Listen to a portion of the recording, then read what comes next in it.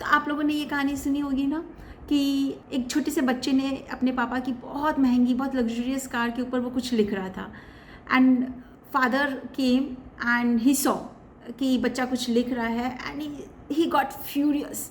उनका दिमाग एकदम गुस्से से ख़राब हो गया, एंड विदाउट इवन सीइंग कि वो बच्चा क्या लिख रहा है और क्यों लिख रहा है, उन्होंने बच्चे को पीटना शुरू कर दिया।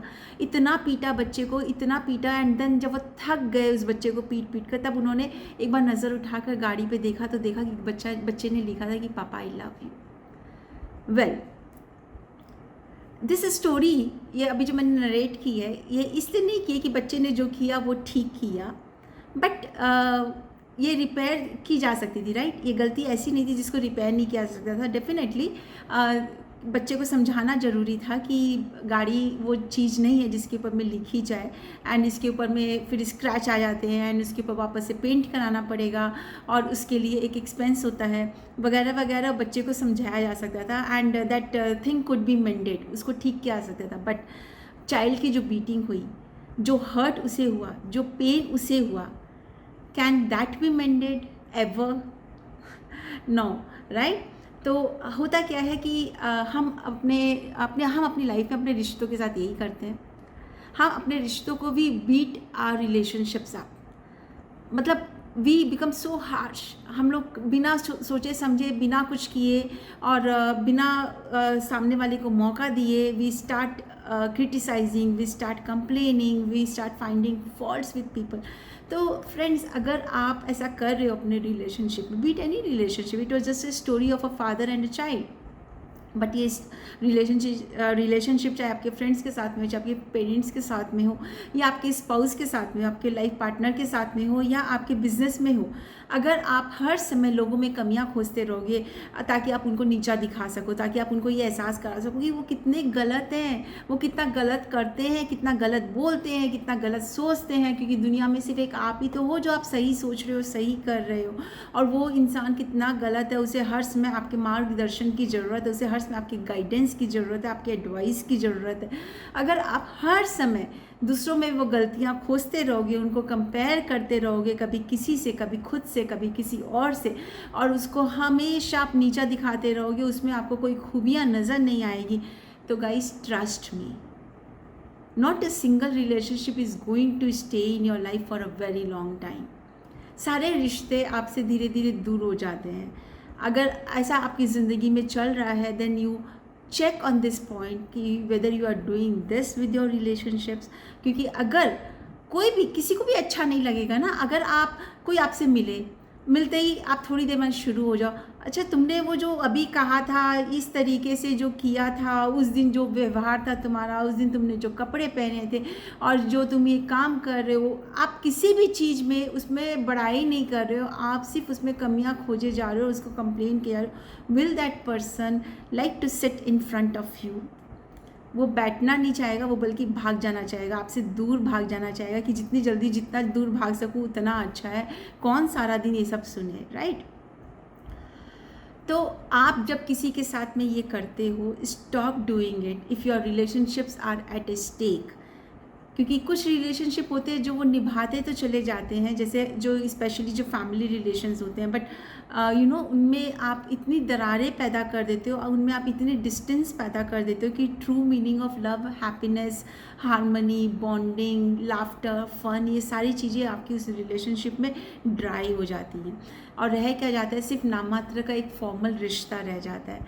सो guys, learn to appreciate people around you. सब में फ्लॉज होते हैं, आप में भी है, मुझ में भी है, लोगों में भी होते हैं, सब में, सबकी अपनी स्ट्रेंथ्स होती है, सबकी अपनी वीकनेसेस होती है। So rather than focusing on the weaknesses of that person, focus on the strengths of each and every person that you know.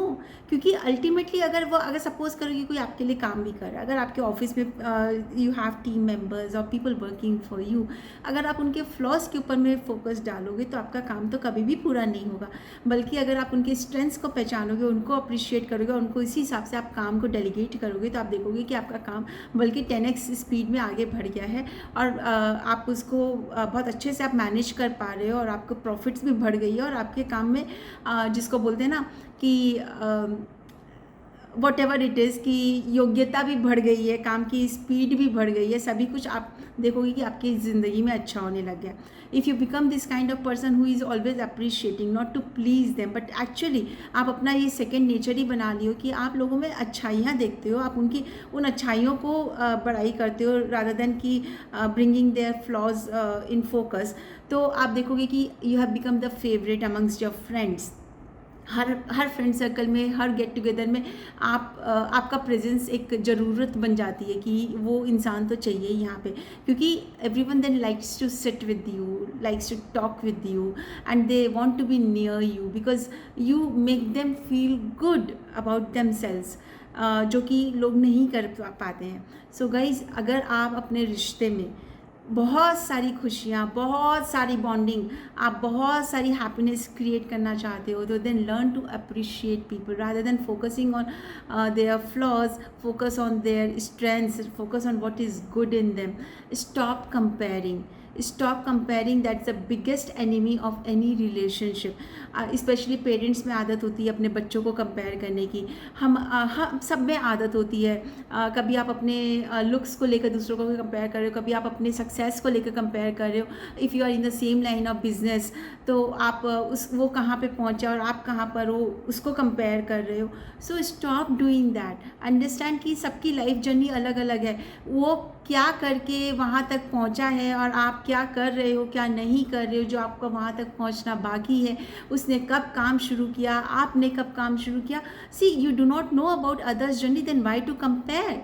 सबके लाइफ की जो बुक है, सब अपनी बुक के अपने किसी एक पेज नंबर पर है. आप अपनी बुक के अपने पेज नंबर पर हो.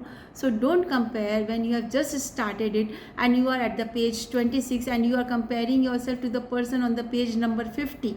No point comparing, right? When you will reach that page number 50, probably you will be as successful as that person is जो आज के दिन आपका आइडियल बना हुआ है, या maybe more than that, you do not even know.